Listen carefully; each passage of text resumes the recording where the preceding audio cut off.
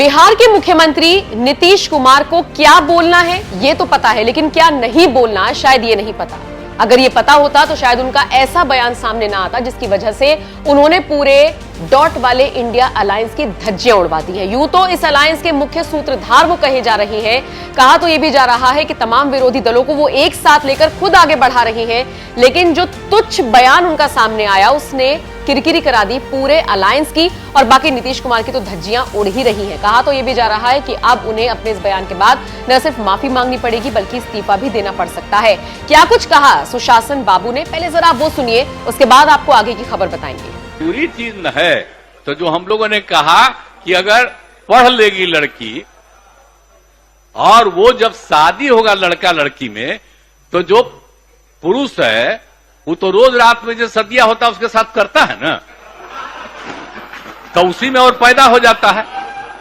और लड़की पढ़ लेती है तो हमको मालूम था कि वो करेगा ठीक है, लेकिन अंतिम में भीतर मत घुसाओ, उसको बाहर कर दो। करता तो है तो उसी में अब समझ लीजिए संख्या घट रही है। पूरी चीज न है तो जो हम लोगों ने कहा कि अगर पढ़ लेगी लड़की और वो जब शादी होगा लड़का लड़की में तो जो पुरुष है वो तो रोज रात में जो सदिया होता है उसके साथ करता है ना, तो उसी में और पैदा हो जाता है। और लड़की पढ़ लेती है तो हमको मालूम था कि वो करेगा ठीक है, लेकिन अंतिम में भीतर मत घुसाओ, उसको बाहर कर दो। करता तो है तो उसी में अब समझ लीजिए संख्या घट रही है। तो सुना आपने बिहार विधानसभा में किस तरह की भाषा का इस्तेमाल कर रही हैं नीतीश कुमार। ये वो नेता हैं जो खुद को प्रधानमंत्री के तौर पर देखते हैं, ये वो नेता हैं जो खुद को मोदी के विकल्प के तौर पर देखते हैं, ये वो नेता हैं जो खुद को सबसे बड़ा नेता समझते हैं। और भाषा का स्तर देखिए, मान लीजिए आप जनसंख्या नियंत्रण पर बात कर रहे थे, आप महिलाओं की शिक्षा पर बात कर रहे थे, लेकिन इन शब्दों का इस्तेमाल आप करेंगे, आप मस्खरे तरीके से आप मुस्कुराएंगे और उसके बाद सोचेंगे कि लोग आपको प्रेज करेंगे, आपकी तारीफ करेंगे, शायद आप गलत हैं। बिहार में भी ये सब नहीं चलता और बिहार के बाहर भी ये सब नहीं चलता, और इसीलिए अब उनकी धज्जियां उड़ती हुई नजर आ रही हैं। सबसे पहले तो राष्ट्रीय महिला आयोग ने इस पूरे मामले का संज्ञान ले लिया है, उनसे माफी की लगातार मांग की जा रही है। अध्यक्ष ने तो साफ कह दिया है कि मैं हर एक महिला की तरफ से इस पूरे मुद्दे पर आवाज उठाती हूं, इसकी निंदा करती हूं और इसी के साथ उनसे माफी की मांग भी करती हूं।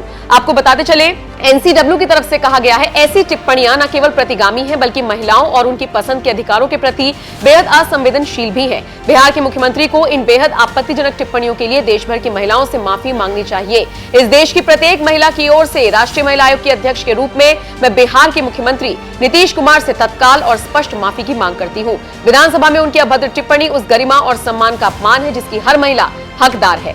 अब एक तरफ एनसीडब्ल्यू ने माफी की मांग कर डाली है, लेकिन ऐसा लग रहा है कि भाजपा नेता को माफी नहीं चाहिए बल्कि इस्तीफा चाहिए नीतीश कुमार का।